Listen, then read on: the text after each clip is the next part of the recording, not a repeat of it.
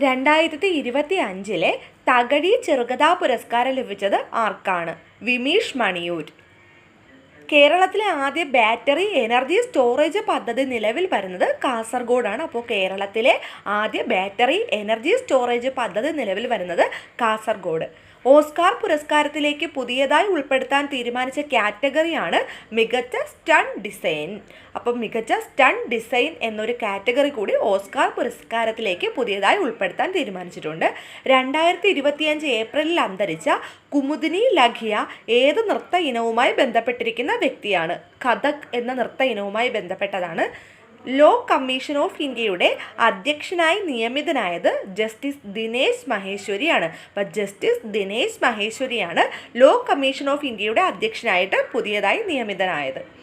ഭൗമസൂചിക പദവി ലഭിച്ച കേരളത്തിലെ ആദ്യ ആദിവാസി കരകൗശല ഉൽപ്പന്നമാണ് കണ്ണാടിപ്പായയാണ്. അപ്പോൾ കണ്ണാടിപ്പായയ്ക്കാണ് കേരളത്തിൽ ഭൗമസൂചിക പദവി ലഭിച്ച ആദ്യ ആദിവാസി കരകൗശല ഉൽപ്പന്നം കണ്ണാടിപ്പായയാണ്. 2025 50-ാം വാർഷികം ആചരിച്ച ഇന്ത്യയുടെ ബഹിരാകാശ ദൗത്യം ആര്യഭട്ടയാണ്. 2025 50-ാം വാർഷികം ആചരിച്ച ഇന്ത്യയുടെ ബഹിരാകാശ ദൗത്യമാണ് ആര്യഭട്ട.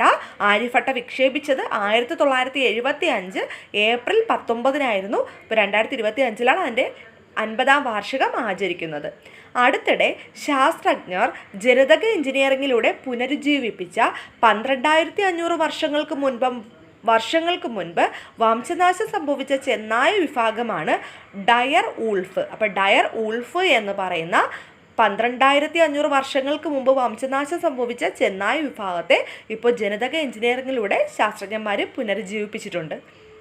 2025 അന്താരാഷ്ട്ര സർഫിംഗ് ഫെസ്റ്റിവലിന് വേദിയായത് വർക്കലയാണ്. അപ്പോൾ 2025 അന്താരാഷ്ട്ര സർഫിംഗ് ഫെസ്റ്റിവലിൻ്റെ വേദി ഏതെന്ന് ചോദിച്ചാൽ വർക്കലയാണ്.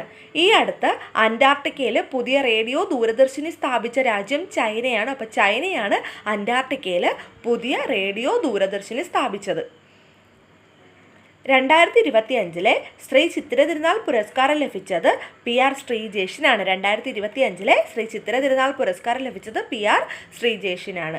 2025 ലോക ബോക്സിംഗ് കപ്പിന് വേദിയാകുന്ന രാജ്യം ബ്രസീലാണ്. 2025 ലോക ബോക്സിംഗ് കപ്പിന് വേദിയാകുന്ന രാജ്യം ബ്രസീൽ.